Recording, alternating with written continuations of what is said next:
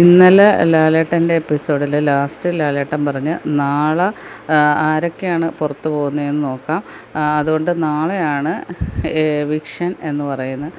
എന്നിട്ട് ലാലേട്ടൻ പറഞ്ഞ് നിങ്ങളിൽ നിന്ന് ഇന്ന് ഞാൻ ഒരാളെ സേഫാക്കാം, അയാൾ കിച്ചണിലുണ്ട്, വെസലിലുണ്ട്, ഊഞ്ഞാലിലുണ്ട് എന്ന് പറയുന്നുണ്ട്. അപ്പം എല്ലാവരും ആദ്യം അക്ബറിനെയാണ് പറഞ്ഞത്. അപ്പം ലാലേട്ടൻ ചോദിക്കുന്ന അക്ബറാ. അപ്പോൾ എല്ലാവരും പറഞ്ഞ് ആ ഊഞ്ഞാലെന്നാണ് അക്ബറിനെ വിളിക്കുന്നത്, എപ്പോഴും ഊഞ്ഞാലിലുണ്ടാവും. അപ്പോൾ അക്ബർ താങ്ക്സ് പറഞ്ഞപ്പോൾ ലാലേട്ടൻ അക്ബറല്ല. അപ്പോൾ ഉടനെ അനിമോള് പറഞ്ഞ് അനീഷേട്ടൻ. അപ്പം ലാലേട്ടൻ ചോദിക്കുന്നത് എന്തിനും അനീഷേട്ടനെ ഉള്ള ഒന്നല്ല, അനീഷേട്ടൻ ഇപ്പോൾ ഊഞ്ഞാലിലുണ്ട്, കിച്ചണിലുണ്ട്. അപ്പം അനിമോള് കിച്ചണിലില്ലേ? അപ്പോൾ അനിമോള് പറഞ്ഞ ആ ഉണ്ട്. വെസലിലില്ലേ? ഉണ്ടെന്ന് പറയുന്നു. അപ്പോൾ അനിമോള് വീണ്ടും അനീഷേട്ടനും ഉണ്ട്. ഉടനെ എല്ലാവരും കിടന്ന് ഭയങ്കര ചിരി. അനിമോളുടെ കാര്യമാണ് പറയുന്നതെന്ന് പറയുന്നു. ഊഞ്ഞാലില്ലേന്ന് ചോദിക്കുന്നു. അപ്പോൾ അനിമോൾ പറഞ്ഞ ഉണ്ടെന്നാൽ അനിമോൾ സേഫാണെന്ന് പറഞ്ഞു.